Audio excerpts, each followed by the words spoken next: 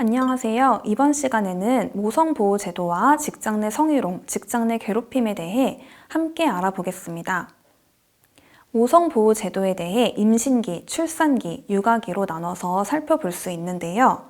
먼저 임신기를 살펴보면 임신 중인 근로자는 시간의 근로가 절대 금지되고 본인의 요구가 있는 경우 쉬운 종류의 근로로 전환해야 합니다.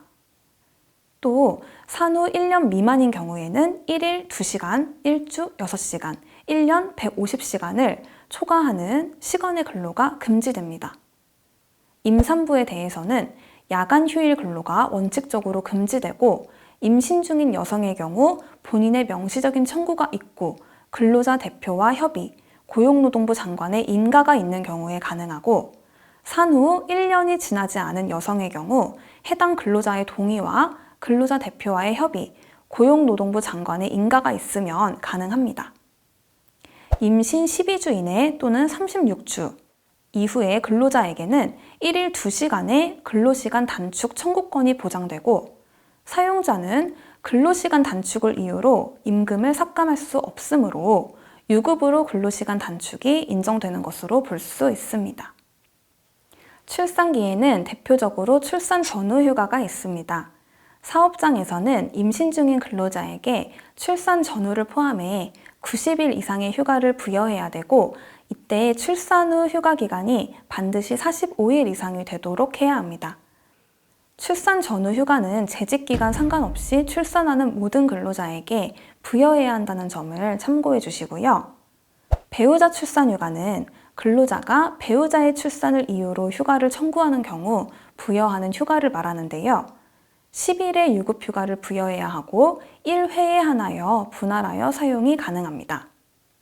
육아기에는 육아휴직, 육아기 근로시간 단축이 있습니다.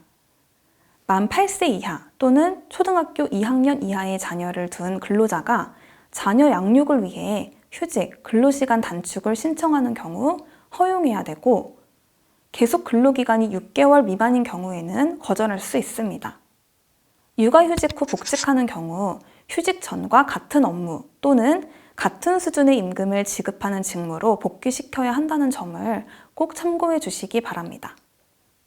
그 밖에 모성보호 제도를 살펴보면 여성 근로자가 생리휴가를 청구하면 월 1회의 휴가를 주어야 하는데 해당 휴가는 무급휴가입니다. 그리고 근로자가 난임 치료를 받기 위해 휴가를 청구하는 경우 3일 이내의 휴가를 주어야 하고 최초 1일은 유급으로 보장해야 합니다. 그리고 남성 근로자와 달리 여성 근로자에 대해서는 야간 휴일 근로 동의를 별도로 받아야 하는데요. 여성 근로자의 상시적인 야간 근로가 있는 사업장의 경우에는 야간 휴일 근로 동의서 양식을 반드시 구비할 필요가 있습니다.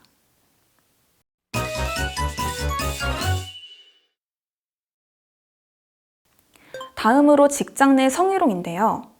직장 내 성희롱이란 직장 내 지위를 이용하거나 업무와 관련하여 다른 근로자에게 성적인 언동 등으로 성적 굴욕감 또는 혐오감을 느끼게 하거나 성적 언동 또는 그 밖의 요구에 불응을 이유로 근로조건 및 고용상 불이익을 주는 것을 말합니다.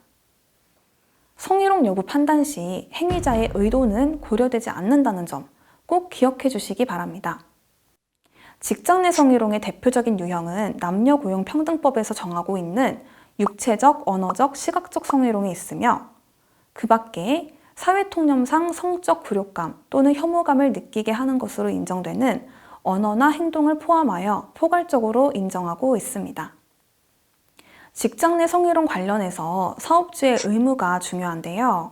우선 사건 발생 시 지체 없이 사실 확인 조사 의무가 있고 피해 근로자를 보호할 의무가 있습니다.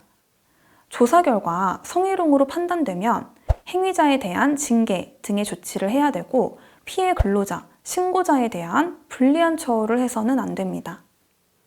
고객에 의해 성희롱이 발생해서 신고가 들어온 경우에도 사실관계를 조사하고 피해 근로자 보호 조치를 해야 되고요. 피해 주장, 신고를 이유로 불리한 처우를 하면 안 된다는 점 꼭 참고해 주시기 바랍니다. 그리고 성희롱을 예방하기 위해 연 1회 이상 성희롱 예방 교육을 실시해야 하는데요. 10인 미만 사업장, 동성으로만 이루어진 사업장의 경우 교육 자료를 사업장에 게시, 배포하는 것으로 교육을 가름할 수 있습니다. 고용노동부 홈페이지에서도 교육 자료를 받을 수 있으니까요. 참고해 주시기 바랍니다.